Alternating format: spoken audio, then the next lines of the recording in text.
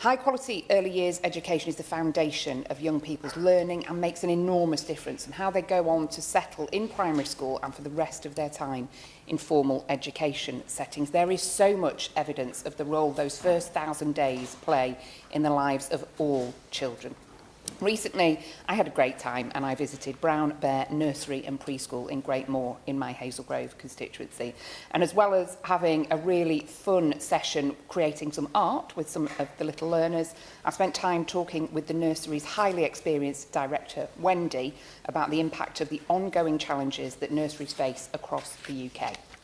Staffing costs make up 70% of the nursery's outgoings, and the increase in employers' national insurance contributions has led to substantial staffing cost increases. This is before taking into account the changes to business rates, the cumulative impact of which Wendy described as absolutely crippling. As a Liberal Democrat, of course, I supported calls for the government to exempt early years education and care providers from the rise in employers' national insurance contributions. The result of this rise, as expected, has been even more strain on nurseries like Brown Bear, who are already under enormous pressure. In 2019, Wendy helped to set up a network for private providers in Stockport, which has been going from strength to strength over that time. The Stockport Private Providers Network now includes 63 day nurseries, 22 preschools, 220 childminders and 8 independent nurseries. The early years sector is primarily women-led, and I think it's worth all of us reflecting on the way our society looks at women-led sectors, whether that's early years, care, or even the multi-billion-pound industry of hair and beauty, and it's important that we look at how we value those sectors. Would you take an intervention? I would. I thank my honourable friend for allowing me in, and I wholeheartedly agree. Does she have any thoughts, I wonder, on how we attract more men to this industry? Thank you. Mr. Smart. I'm very grateful to my honourable friend for Tewkesbury for that intervention. I think it's a really important one. We spend a lot of time talking about the gender balance in various industries. In his own time in the armed forces, I know the armed forces think very long and hard about they recruit and retain women in particular. But men are often really, really underrepresented in early years education, in care settings and so on, and have so much to add, particularly for those children who don't have many male role models at home or within their families. I think it's a hugely important point, and it's one that I look forward to the Minister commenting on, because he's the one in government and I'm sure we'll have all the answers. Anybody who has had to spend time caring for multiple toddlers will know the skill, diligence, energy and resilience needed to do this job well. And it is right that we expect high standards from our early years providers. High quality early years education is crucial for ensuring that children from any background can go on to achieve their potential. However, many nurseries across Stockport and indeed across the country will find it difficult to improve or even maintain their good and outstanding ratings as their finances continue to be squeezed. Would you give way?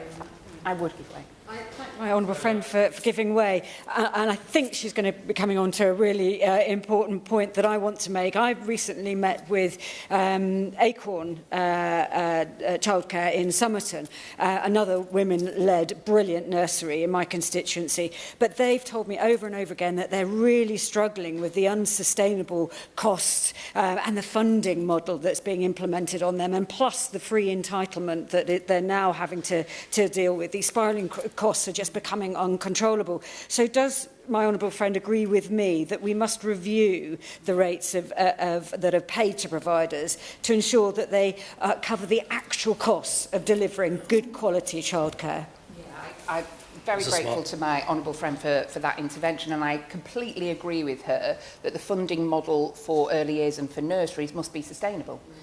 What we don't want to see is that the business model is just no longer viable, and so these wonderful providers giving children the absolute best start in life can no longer continue to exist.